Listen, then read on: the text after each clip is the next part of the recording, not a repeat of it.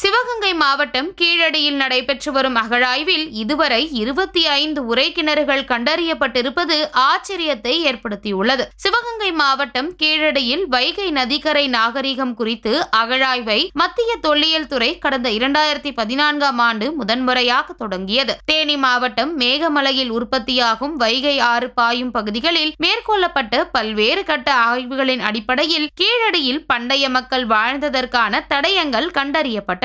சுமார் 2600 ஆண்டுகளுக்கு முன்பு வாழ்ந்த மக்கள் கல்வி, தொழில்துறை மற்றும் விவசாயத்தில் முன்னேறிய சமூகமாக இருந்ததற்கான சான்றுகள் கிடைத்தன. வறட்சி காலங்களில் தண்ணீர் தேவைக்காக கடுமண்ணால் செய்யப்பட்ட உரை கிணறுகளை அமைத்து பயன்படுத்தி இருப்பதும் தற்போது தெரிய வந்துள்ளது. கீழடி அகழாய்வில் இதுவரை 3 அடுக்குகள் முதல் 32 அடுக்குகள் வரை கொண்ட உரை கிணறுகள் கண்டறியப்பட்டுள்ளன. இந்த உரை கிணறுகள் குடிநீர், விவசாயம் மற்றும் நெசவு தொழிலுக்காக பயன்படுத்தப்பட்டிருக்கலாம் என தொல்லியல் ஆய்வாளர்கள் தெரிவிக்கின்றனர். 11ஆம் கட்ட அகழாய்வில் கண்டறியப்பட்ட உரை கிணற்றின் அருகே தண்ணீர் கொண்டு செல்ல பயன்படுத்தப்பட்ட சுடுமண் குழாய்கள் மற்றும் செங்கற்களால் கட்டப்பட்ட வடிகால் அமைப்பும் கண்டுபிடிக்கப்பட்டுள்ளது. இதன் அடிப்படையில் அந்த பகுதியில் தொழிற்கூடம் அல்லது தொழிற்சாலை இயங்கியிருக்கலாம் என்றும் உரை கிணற்றிலிருந்து தண்ணீரை கொண்டு செல்ல வடிகால் அமைப்பு பயன்படுத்தப்பட்டிருக்கலாம் என்றும் ஆய்வாளர்கள் நம்புகிறார்கள். இந்த உரை கிணறுகள் வெவ்வேறு காலகட்டங்களை சேர்ந்தவையாக இருக்கக்கூடும் எனவும் கூறப்படுகிறது.